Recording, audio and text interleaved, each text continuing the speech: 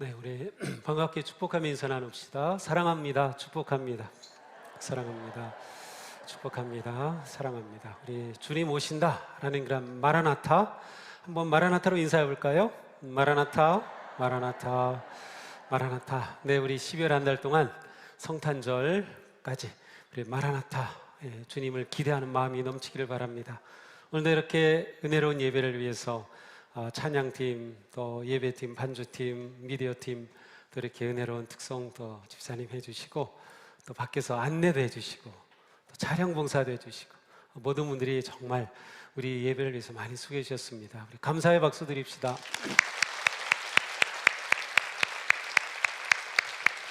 네, 또 오늘도 오랜만에 오신 우리 권사님도 뵙고요. 정말 반갑습니다. 여러분 얼굴을 보는 게 왜 이렇게 행복한지 모르겠습니다. 네, 어떤 권사님은 아주 예배 일찍 전부터 나오셔서 뒤에 계시다가 들어오는데 저를 보면 너무 반가워해 주셔요. 예, 그러면 제가 그 권사님 이렇게 아담하고 조그만 권사님인데 꼭 이렇게 안아드리면 얼마나 행복한지 모르겠어요. 또 오늘 권사님들 저보고 안아달라고 다 그럴 것 같은데, 네, 우리 어르신들은 괜찮습니다. 80세 이상 괜찮습니다. 네, 그래요. 자, 드디어 우리 성품 마지막 시간입니다. 지금까지 우리가 성품에 관한 설교를 계속 들었는데요, 정말 우리의 삶에 중요한 승리하는 인생을 위해, 거룩한 인생을 위해, 사실 세상적으로도 성공하는 인생을 위해서 정말 필요한 성품입니다. 자, 오늘은 어떤 성품일까요? 용사라고요? 농담이시죠? 내가 어떤 일을 당했는지 안다면 어떻게 나보고 용사라고 말할 수 있어요? 그 사람이 나에게 무릎 꿇고 와서 싹싹 빌기 전에는 절대로 용서할 수 없어요. 사실 우리는 살아오면서 인격을 무시당하는 일, 말과 행동으로 마음 깊은 상처를 받는 일, 누군가에게 경제적으로 손해를 끼치는 일, 나의 친절함이 선한 의도가 외면당한 일, 비난받거나 정죄당한 일, 누군가가 나에 대해서 그릇된 행동을 한 일, 폭력을 행사한 일, 은근히 따돌림을 받은 일, 내 정당한 권리를 빼앗긴 일, 일방적으로 당한 많은 일들, 아마 이러한 일을 다 겪었을 겁니다. 놀랍게도 이러한 일들은 가까운 사이에서 일어납니다. 가족 간에, 부부 사이에, 또 가까이 지내는 친구와 직장 동료들, 사실 우리하고 관계가 없는 사람들하고는 이러한 일을 받을 일도 없는 거죠. 시간이 지나면 해결되는 경우도 있지만 어떤 일들은 우리가 나서서 해결하지 않으면 앙금으로 남아서 그냥 우리의 마음을 짓누릅니다. 잊힌 것 같다가도 어느 순간 또 어떤 상황이 되면, 또 누구를 보게 되면 그것이 다시 확 올라와서 마음을 뒤집어 놓습니다. 원망과 분노에 사로잡히기도 하고 심지어 보복심이 생기기도 합니다.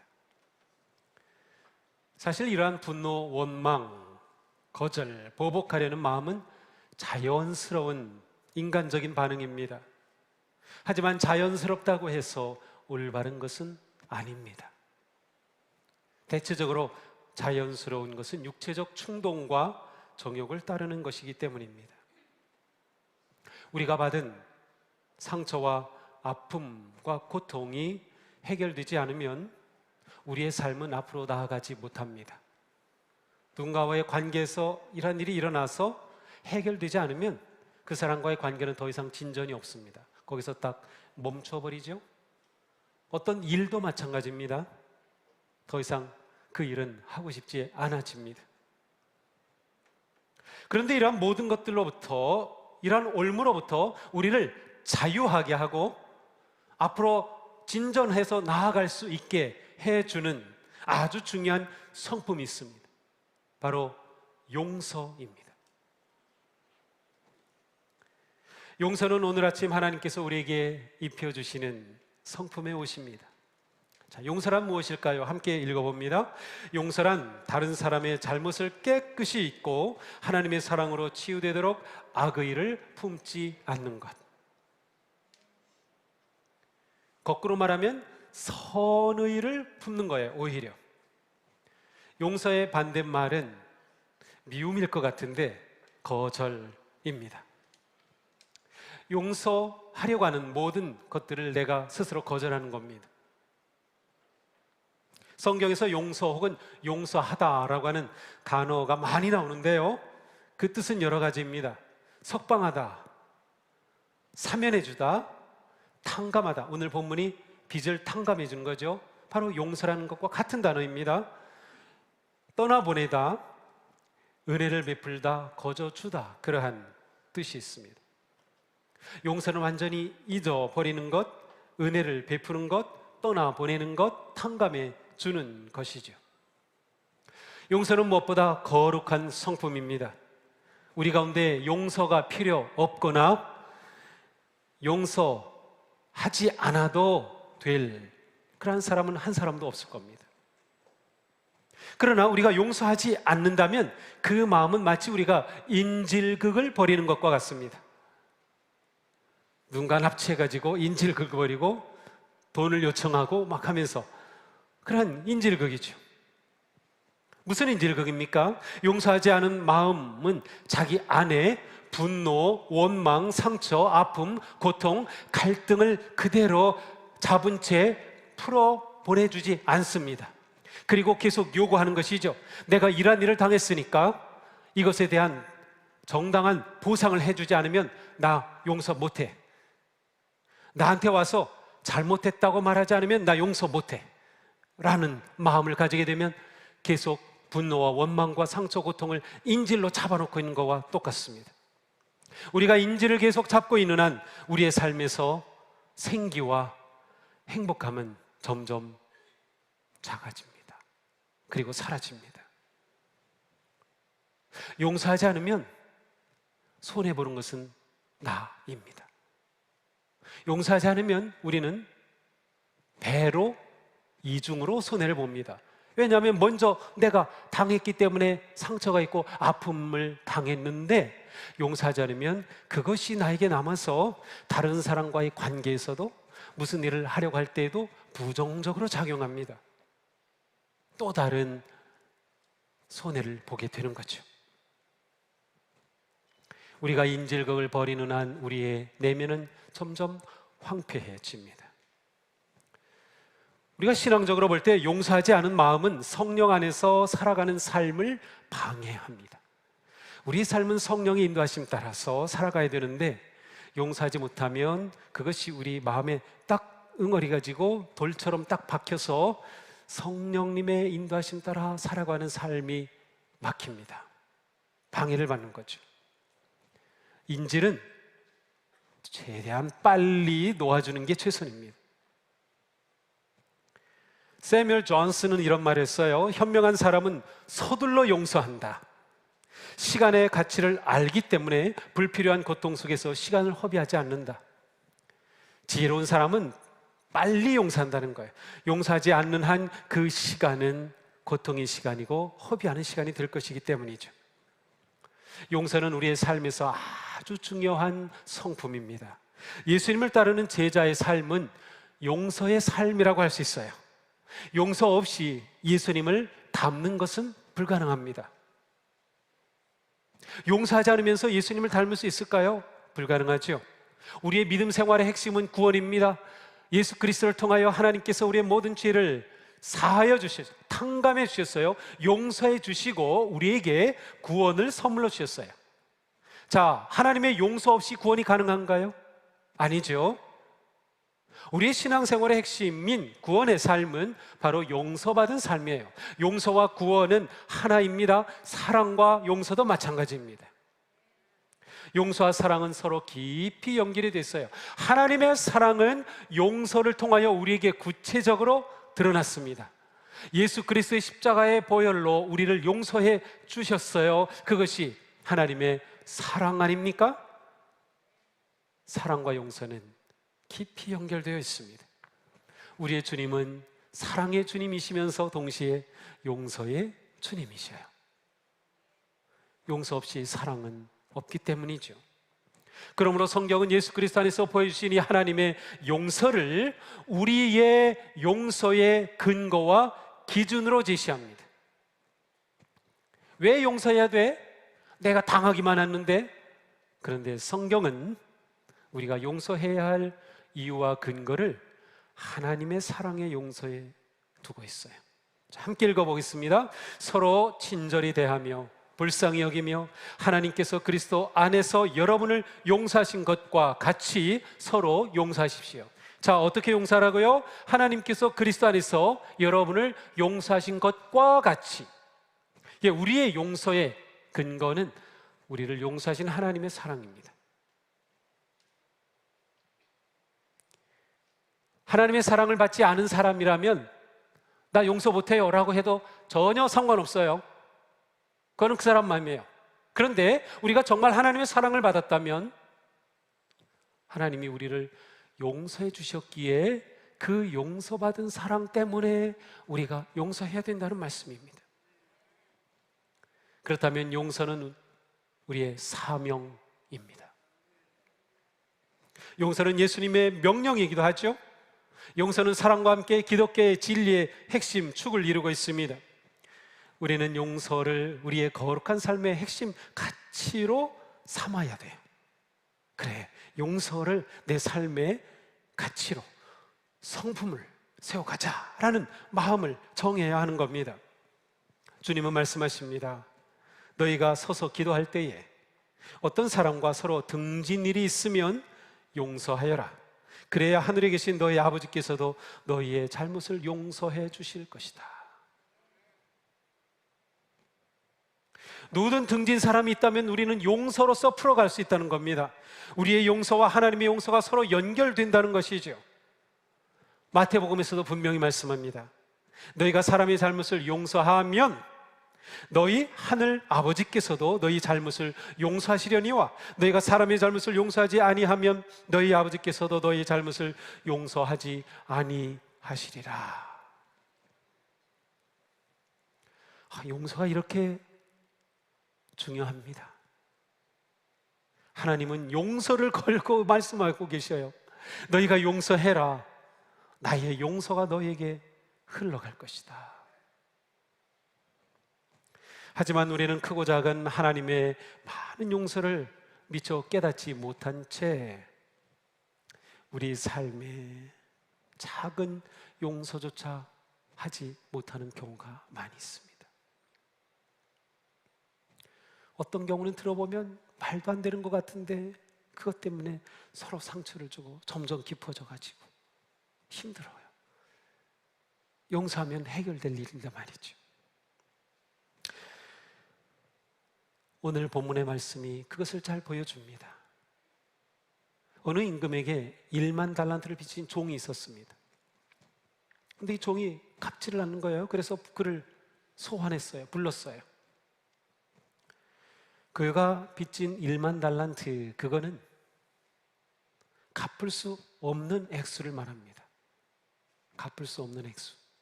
아유, 얼마나 되길래 갚을 수가 없다고요? 실제로 계산해 볼까요? 1만 달란트는 6천만 데나리온입니다. 한 데나리온은 하루 품삯입니다. 하루 일당 10만 원으로 잡으면 1만 달란트는 얼마쯤 될까요? 머리 빠른 분은 벌써 계산이 쫙 나왔을 거예요. 6조 원입니다. 6조. 그럼 어떻게 갚겠습니까? 뭐 일론 머스크라면 갚을 수 있겠지만 갚을 수 없는 거예요. 6조 원. 그러니까 얼마냐가 문제가 아니고 여기서 예수님의 말씀의 초점은 갚을 수 없는 것을 말합니다. 자, 그러니 이걸 어떻게 합니까? 그런데 임금이 다그치죠. 갚지 못하는 이 종에게 그 몸과 아내와 자식과 소유를 다 팔아 갚게 하라. 그러자 이 종이 엎드려서 참아 주십시오. 제가 갚겠나이다. 자, 그런데 이 종은 이 상황조차 지금 이해하지 못해요. 갚겠다고요? 임금이 참아주면 자기가 갚겠다고요? 어느 세월에 갚아요? 갚을 수 없는 겁니다. 사실 이 종은 이때 뭘 말했어야겠어요? 참아주세요, 갚겠습니다. 그래가지고는 이게 해결이 안 될 거예요. 저에게 자비를 베풀어 주옵소서, 탕감해 주옵소서, 이렇게 했어야죠. 이 종은 좀 어리석은 종이 분명합니다. 그런데 놀랍게도 이 임금이 1만 달란트를 그 자리에서 탕감해 줬어요. 이것이 오늘 본문의 초점입니다. 임금은 처음부터 이 사람에게 1만 달란트를 어떻게 해서든 받아낼 의도가 아니었어요. 오히려 이 사람에게 탕감하여 이 사람을 자유케 해주기를 원했던 것이 임금의 뜻이었어요. 임금이 원한다면 이 사람의 모든 것 소유를 다 팔아가지고 갚게 하고 이 사람은 감옥에 넣으면 끝이에요. 그러나 갚을 수 없는 거잖아요.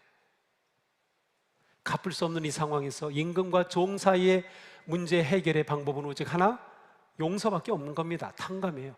임금은 탕감해 줬어요. 자, 얼마나 기뻤을까요? 우리 다 빚지고 살아본 적 있죠? 지금도 또 대출 받아서 빚 때문에 정말 힘든 분들도 많이 계시죠? 또 이제 막 이율도 올라간다니 큰일입니다. 빚지면 우리 마음이 편하지 않아요.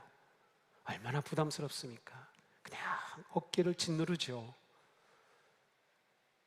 그런데 탕감해 줬다니, 탕감.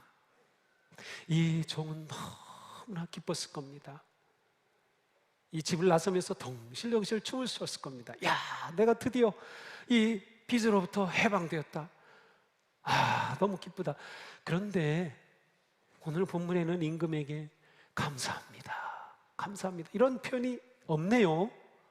도대체 이 종은 어떤 사람이에요 도대체? 그렇게 가다가 길에서 한 친구를 만났어요. 그런데 그 친구는 자기 자신에게 100데나리온을 빚진 사람이었어요. 100데나리온은 아까처럼 계산해 보면 1,000만 원입니다.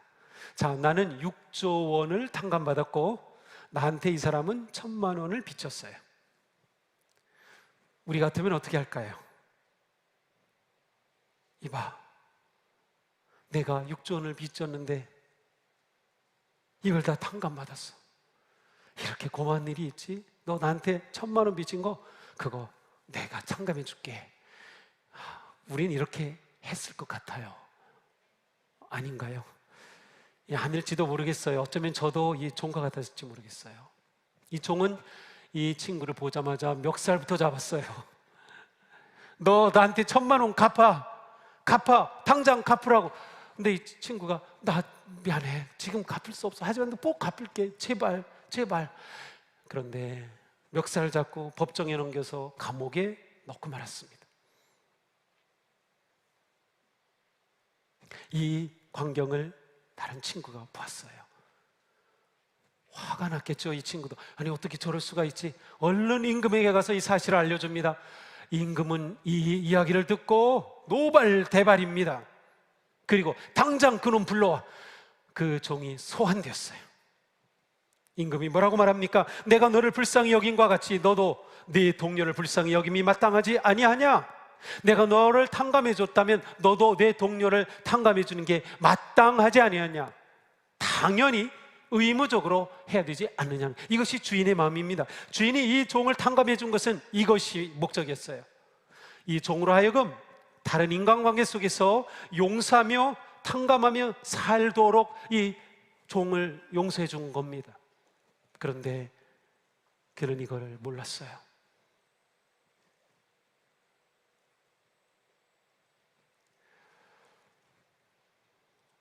이 종은 감옥에서 평생 보낼 수밖에 없는 처지가 되고 말았습니다.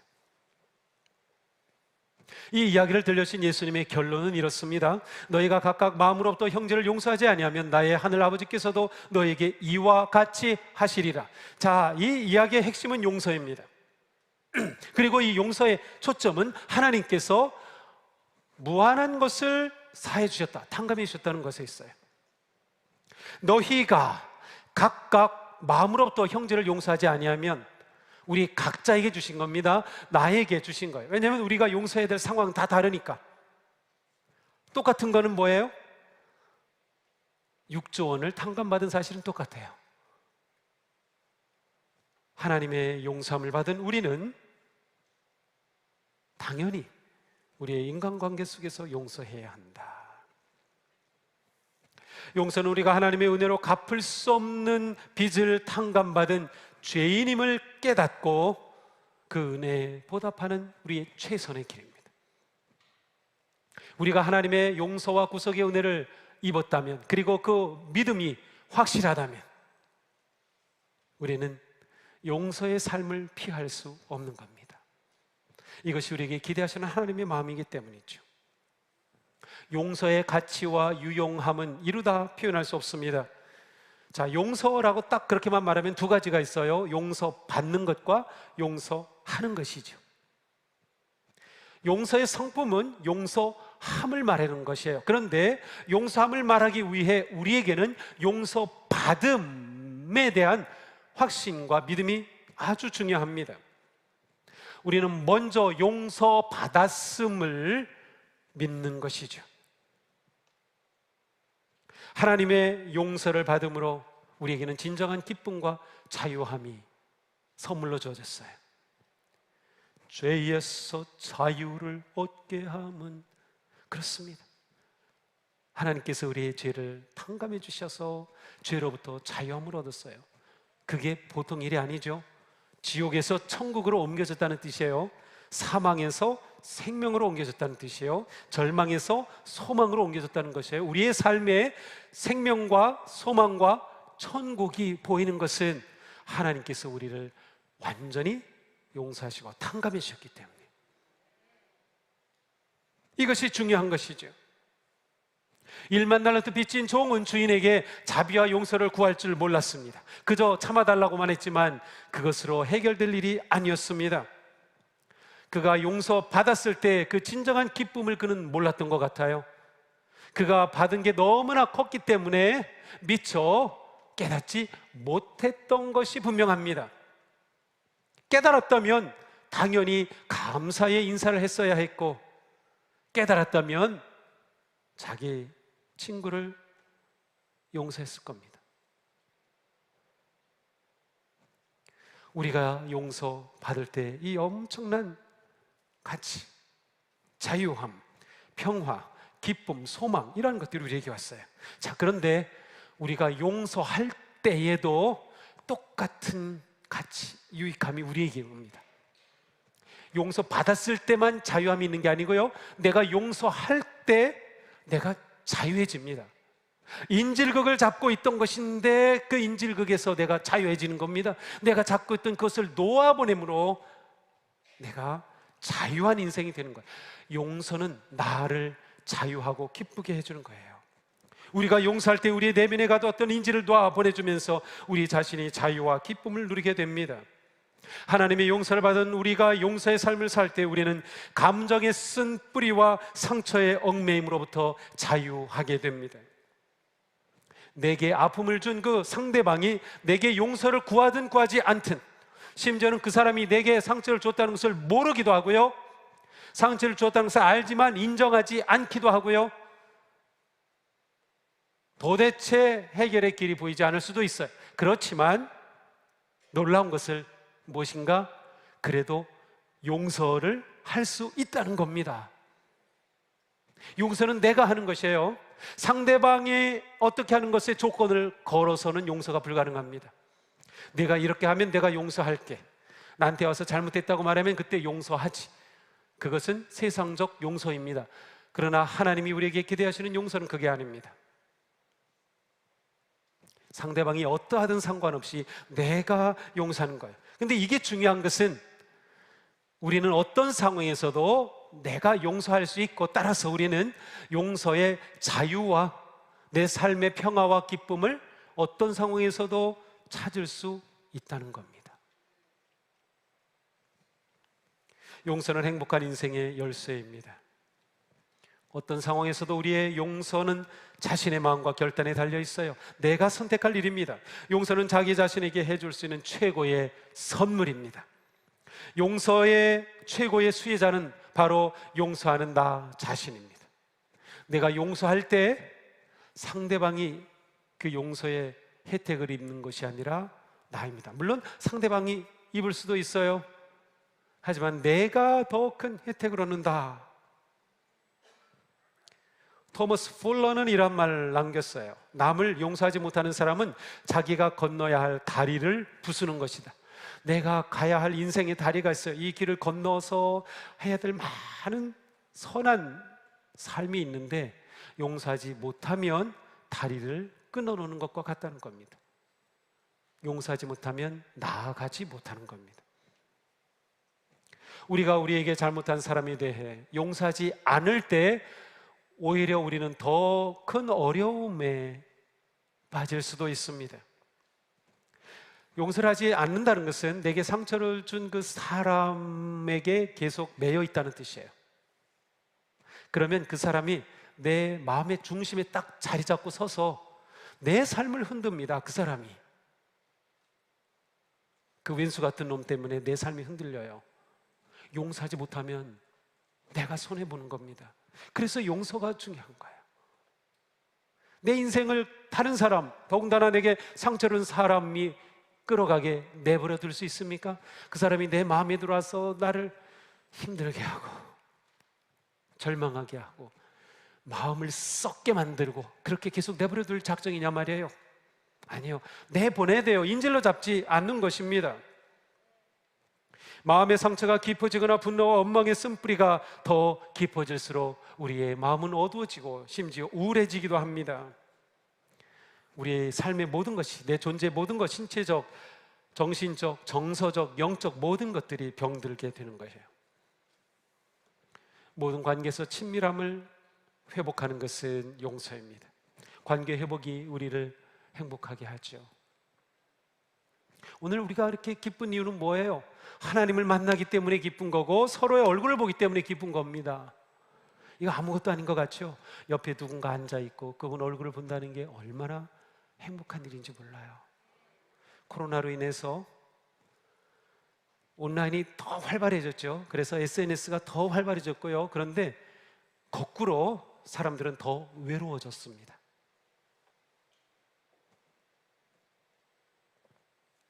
더 멀어진 거죠. 그래, 이렇게 보는 게 얼마나 좋은 거예요. 우리를 행복하게 하는 건 바로 관계예요.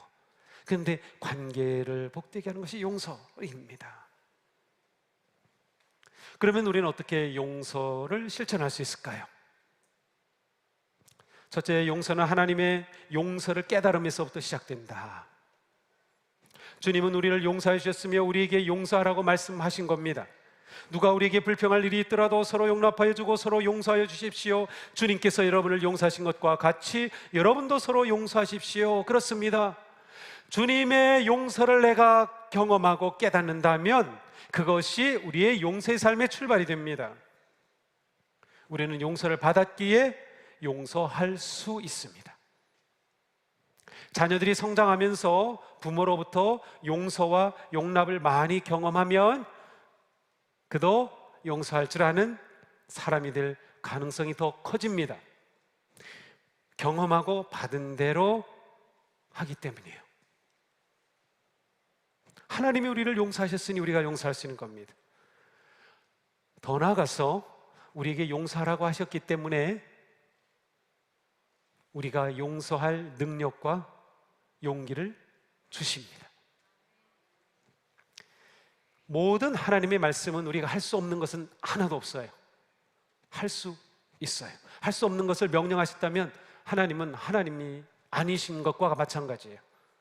할 수 없는 것을 명령하신다면 할 수 없게 되고 그렇다면 불순종하게 되고 결국 죄인이 되고 멸망할 수밖에 없는 거죠.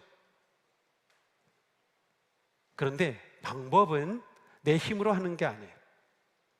하나님이 말씀하신 것에 순종하는 것은 하나님의 능력과 지혜로 하는 거예요. 그래서 우리는 기도할 수 있어야 합니다. 하나님, 제가 이놈 때문에 너무 괴롭습니다. 뭐 이놈이라고 해도 될지 모르겠네요. 기도하면서 어쨌든 하나님 아시죠? 제가 이것 때문에 너무 가슴 아픈 아시죠? 제가 이거 너무 신경 쓰이고 힘듭니다. 어떻게 하면 좋습니까? 오늘 용서하라는 말씀을 들었는데 주님, 제가 용서할 용기와 마음을 주세요. 기도하는 겁니다. 우리는 내가 얼마나 용서받았는지를 깨달으면 깨달을수록 그만큼 더 쉽게 용서할 수 있습니다. 제가 그냥 잠깐 제 생애를 이렇게 뒤돌아봤어요. 용서받은 일이 너무나도 많아요. 너무나도 많아요. 물론 용서받지 못하고 혼난 적도 많이 있어요. 너 왜 이랬어? 그리고 막 상처받게 혼난 적도 있는데 용서받은 것도 많아 있어. 그래서 내 인생은 용서 때문에 지금까지 온 거구나. 그런 걸 생각하니까 좀 더 너그러워져야겠다. 더 용서해야 되겠다 하는 마음이 드는 거예요. 자, 두 번째, 우리는 모든 일을 통해서 선을 이루시는 하나님을 신뢰하는 것입니다. 자, 내가 상처받고 고통당하고 어려움에 처한 이런 모든 것들, 이 상황에서도 하나님은 이것을 통하여 선을 이루어 가실 수 있다는 것을 신뢰하는 거예요. 비록 나는 지금 이러한 일을 당하지만 오히려 이것이 내가 성장하고 성숙할 수 있는 기회도 될 것이고, 오히려 이것을 넘어서서 하나님은 더 놀라운 일을 계획하고 계실 거다. 하나님을 신뢰하는 것입니다. 하나님의 선하심은 우리의 용서를 통해 놀랍게 이루어질 것입니다. 하나님은 우리가 용서의 삶을 살 때 악을 선으로, 복수를 축복으로, 원망을 감사로, 상처를 성숙으로 바꾸어 주십니다. 잠언에 말씀합니다. 노하기를 더디하는 것이 사람의 슬기요, 허물을 용서하는 것이 자기의 영광이니라. 허물을 용서하는 것이 자기의 영광, 자기의 기쁨, 자기의 빛이다. 용서는 상처를 영광이 되게 합니다. 우리는 창세기에 왜 갑자기 마태복음이 나오죠? 마태복음에도 요셉이 나오네요. 창세기에 요셉이 나오는데 이 요셉은 어떻습니까? 형들의 미움을 받아서 이집트로 팔려가지고 거기에 가서 또 그 노예로부터 일어서서 집안 매니저까지 되는데 또 모함을 받아서 감옥에 떨어지고 거기서 나갈까 했는데 2년 동안 감옥에서 썩어야 되고 정말 말할 수 없는 고통과 어려움을 당합니다. 형들의 미움을 받아 팔린 요셉의 마음에 얼마나 큰 상처와 분노와 아픔이 있었을까요? 그런데 이 요셉이 총리 대신이 되어 형들을 만납니다. 형들에게 완전히 복수할 기회입니다. 자기의 그러한 권력이 있어요. 상황이 그래요. 요셉은 고민합니다. 이거 어떻게 하지? 어떻게 하지? 고민한 흔적이 여기저기에서 보여요. 형들을 약간 올무에 빠뜨리기도 하고 말이죠. 그런데 요셉은 용서를 선택했어요. 창세기 50장 20절에 이렇게 말씀하죠. 당신들을 나를 해하려 하였으나 하나님은 그것을 선으로 바꾸사 오늘과 같이 많은 백성의 생명을 구원하게 하시려 하셨나니 당신들은 두려워하지 마소서. 자, 하나님께서는 이 모든 것을 선으로 바꾸셨다. 바로 이것이 우리가 가져야 할 확신과 믿음입니다. 하나님은 얼마든지 이 상황을 선으로 바꾸실 수 있는 겁니다. 그런데 중요한 것은 용서를 통해서입니다. 용서를 통해서. 하나님은 요셉의 그 고통 속에서도 놀라운 뜻을 가지고 계셨어요. 요셉은 당장은 몰랐지만 그가 가지고 있었던 믿음은 하나님은 나와 함께 하신다는 것과 그 하나님께서는 이 일을 통해서도 선한 뜻을 이루어 가신다는 믿음이었어요. 그는 그 믿음으로 이 모든 것을 견뎌냈고 형들을 용서했던 거죠.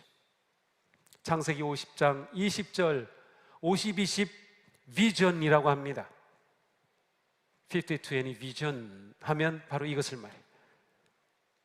용서의 비전입니다. 세 번째로 우리는 주님은 우리를 화해의 사도로 부르셨음을 기억해야 합니다. 화해의 사도로 부르셨다. 자, 화해를 가져오는 것은 용서를 통해 가져오죠. 용서 없이 화해가 없어요. 로마서 12장이 말씀합니다. 아무에게도 악을 악으로 갚지 말고 모든 사람이 선하다고 생각하는 일을 하려고 애쓰십시오. 할 수 있는 대로 모든 사람과 더불어 화평하게 지내십시오. 화평한 삶, 화목한 삶이 우리가 구원받은 이유입니다. 그 다음 말씀이 그렇습니다. 하나님께서는 그리스도를 내세우셔서 우리를 자기와 화해하게 하시고 또 우리에게 화해의 직분을 맡겨주셨습니다. 예수 그리스도 통하여 우리는 죄로 인해 멀어졌던 하나님과의 관계가 회복이 되었어요. 우리를 지으신 하나님 그분과 예수 그리스도를 통해 화해하고 하나님의 자녀가 됐죠. 하나님께서 예수 그리스도 통하여 우리에게 그처럼 화해의 은혜를 베풀어 주신 목적이 뭐라고 합니까? 우리가 화해의 삶을 살도록. 그래서 우리의 직분이 화해자입니다. Peacemaker, 화해자, 평화를 만드는 자. 그러니까 우리 그리스도인들은 어떠해야 합니까? 다툼 있는 곳에 내가 가면서 화평해지는 것이 내가 진정한 그리스도인의 모습 드러내는 거예요. 그런데 그리스도인이 가면서 또 싸움이 일어나고 분열이 생긴다면 이것은 뭔가 잘못된 거겠죠. 내가 내 가정에서 유일하게 예수님을 믿는 사람이에요. 그렇다면 나로 인해서 내 가정에 평화가 오도록 화해의 삶을 살아야 합니다. 화목은 용서 없이 불가능합니다. 용서는 자신에게 잘못한 사람의 잘못을 마음에서 완전히 지워버리고 관계를 회복하는 것이죠. 우리가 용서하는 것은 아까도 말씀드렸지만 자기 자신에게 선물을 주는 것이다. 그러므로 오늘 우리는 예배하면서 하나님을 뵙는 기쁨과 은혜를 누리고 동시에 큰 선물을 받을 기회를 잡았어요. 이 한 주간 어떤 선물이 주어질지 용서의 삶을 한번 살아보는 겁니다. 우리는 서로 한 몸을 이루는 지체이죠. 그리스도의 몸인 교회를 이루는 지체입니다. 우리가 서로 용서하고 화목할 때 우리 교회는 진정한 사랑의 공동체, 천국 공동체가 되는 거예요. 놀라운 선물이 우리에게 주어질 것입니다. 용서와 중요하게 연결되는 것 하나가 있는데 용납입니다. 우리는 용서까지는 하는 경우가 있지만 용납까지 같이 못하는 경우는 많은데 사실은 진정한 용서는 용납까지 포함합니다. 용납이라는 것은 말 그대로 받아주는 겁니다. 내가 이 사람은 용서했어. 네, 정말 용서했어요. 그런데 그 용서가 완성되는 것은 그 사람을 받아주는 것까지예요. 용납함. 그래서 성경은 용서와 용납이 같은 문장이 나오는 경우가 이렇게 있어요. 용납, 용서 함께 하는 것이죠. 용납하는 겁니다. 프랑스의 유명한 화가 조르주 루오가 있어요. 이분은 판화를 많이 판화 작품을 많이 남겼는데요. 이분이 미제렐의 불쌍히 여기소서라고 하는 그런 제목의 시리즈 판화에서 이러한 긴 제목을 붙인 판화가 있어요.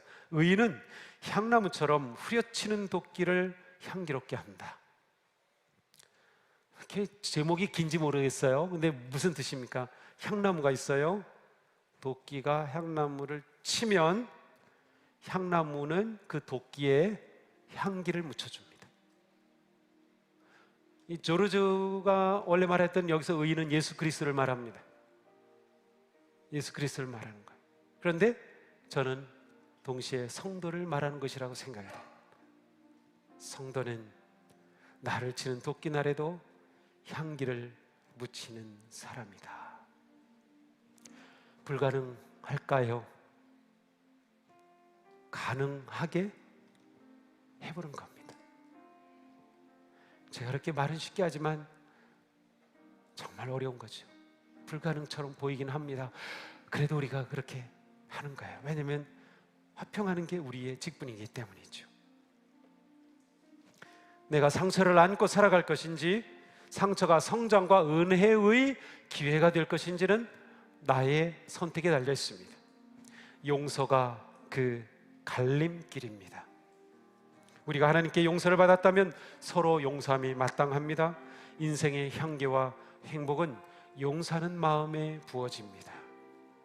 자, 오늘 본문은 이렇게 시작되었어요. 베드로가 나와 이르되 주여, 형제가 내게 죄를 범하면 몇 번이나 용서하여 주리이까? 7번까지 하오리이까? 예수께서 이르시되 내게 이르노니 7번뿐 아니라 7번을 70번까지라도 할지니라. 그리고 이 이야기가 주어졌거든요. 베드로가 생각하고 있던 원리, 세상의 공식은 이렇습니다. 70 곱하기 7은 490입니다.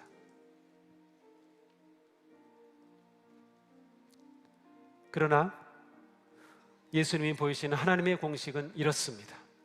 70 곱하기 7은 제로입니다. 아무것도 내가 인질로 잡지 않습니다. 70번씩 7번 하더라도 나는 다 용서하는 것, 이것이 하나님의 법칙입니다. 그리고 우리를 이 법칙으로 초대하신 겁니다. 우리는 어떤 공식으로 살아갈까요? 자, 나는 얼마나 용서하는지 한번 생각해 봅시다. 나는 내게 잘못한 사람을 얼마나 용서하는가? 내게는 아직 용서하지 않은 사람이 있습니까? 내게 악을 행한 사람에게 선으로 갚을 방법을 찾습니까? 나는 용서받은 큰 죄인임을 늘 기억하며 감사하고 있습니까? 나는 어떤 상황에서도 화목하고자 하는 삶을 추구하고 있습니까?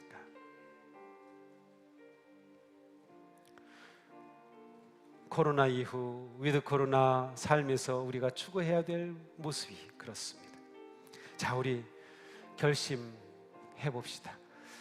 1, 2부 예배 시간에 결심하자고 했는데 너무 부담스러운가 봐요. 목소리가 너무 작더라고요. 근데 우리 3부 예배 오신 분들은 연세도 많으시니까 살 만큼 다 사셨으니까 이제 뭐 그냥 용서하지. 네, 뭐 그런 마음으로 좀 한번 해보시면 좋겠어요. 우리 나의 결심 같이 한번 큰 소리로 읽어봅시다. 나는 가능한 한 빨리 용서하겠다. 나는 내가 잘못한 것을 알게 될 때에는 빨리 용서를 빌겠다. 나는 어떤 경우에도 보복이나 안갚음하려 하지 않겠다. 나는 내게 상처를 주는 사람에게 친절하게 반응하겠다. 나는 어떤 경우에도 믿음의 공동체 안에 머물겠다. 아멘.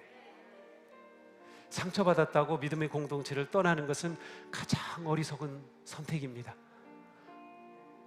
믿음의 공동체 안에 남으셔야 돼요. 어떤 경우라도. 물론 그럴 수는 있어요. 정말 그 교회에서 어려운 일로 상처가 있어서 그 교회에서는 더 이상 신앙생활을 할 수 없다. 네, 그럴 경우는 저는 다른 교회로 가는 것도 괜찮다고 봅니다. 그렇지만 신앙 공동체를 떠나는 것은 아닙니다.